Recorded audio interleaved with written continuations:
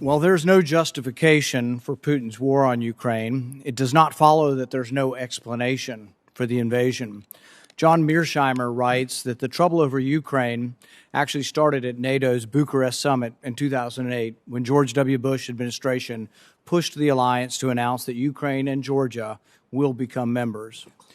Even with this 2008 announcement, though, most analysts acknowledge that it was unlikely that either country would ever be admitted to NATO because of opposition from France and Germany.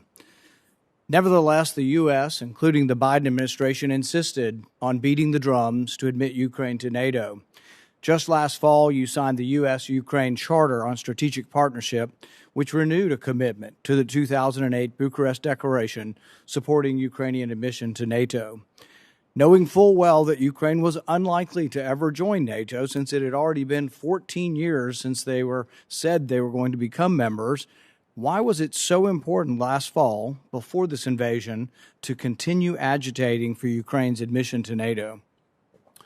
Thank you, Senator. Not a question of agitating for Ukraine's admission. It's a question of standing up for the basic principle that we strongly adhere to, that there should be and will be an open-door policy when it comes to NATO membership. These are sovereign decisions for European countries to make, and of course a decision for the NATO alliance to make in terms of making sure that a country that wishes to join actually adds value to NATO. But this goes to the heart of the international system and the international order, and part of that is a basic principle that one country can't dictate to another the choices it makes about with whom it allies. Its foreign policies, its decision or not to try to engage with the European Union, with NATO. The other thing I'd say, Senator, as we speak and we see the destruction in Ukraine, we also hear pronouncements from President Zelensky saying, well, you know what, maybe we might consider neutrality as a possibility. There could have been voices before this invasion, instead of agitating for something that we knew our adversary absolutely hated and said was a red line as recently as last September, before you signed the agreement, once again agitating for NATO. Russia said that it was a red line. Now, there is no justification for the invasion. I'm not saying that, but there are reasons for the invasion, and I think it's added nothing. In fact, had Ukraine been in NATO, as you've advocated for and many others have advocated for, we would now have troops in Ukraine. We may still have the destruction, but we would also have troops in Ukraine. If you were to put them in now, if it's still your policy that you want them in now, that means American troops go. The one good thing about them not being in is the most bellicose of our members here are not advocating for U.S. troops right now. That's a good thing. We have not had advocacy for U.S. troops because they're not part of NATO. Had they been, or are they to become part of NATO, that means U.S. soldiers will be fighting in Ukraine, and that's something I very much oppose.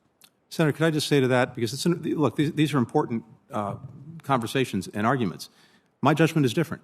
If you look at the countries that Russia has attacked over the last years, Georgia, leaving forces in Transnistria and Moldova, and then repeatedly Ukraine, these were countries that were not part of NATO. It has not attacked NATO countries for probably a very good reason. You could also argue the countries they've attacked were part of Russia.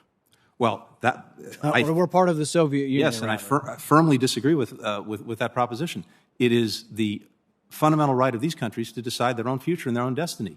And I'm not saying it's not, but I'm saying that the countries that have been attacked, Georgia and Ukraine, were part of the Soviet Union. And that does not give they Russia were part of right the to attack Soviet them. Union since the 1920s. But that does not give Russia the right to attack them. On the contrary, no one's saying it does, but it they were really has liberated nothing to do from being part of this empire by force.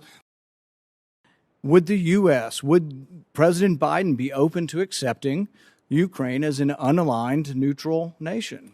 We, Senator, are not going to be more Ukrainian than the Ukrainians. These are decisions for them to make. Our purpose is to make sure that they have within their hands the ability to repel the Russian aggression and, indeed, to strengthen their hand at an eventual negotiating table. We've seen no sign to date that President Putin is serious about meaningful negotiations. If he is, and if the Ukrainians engage, we'll support that.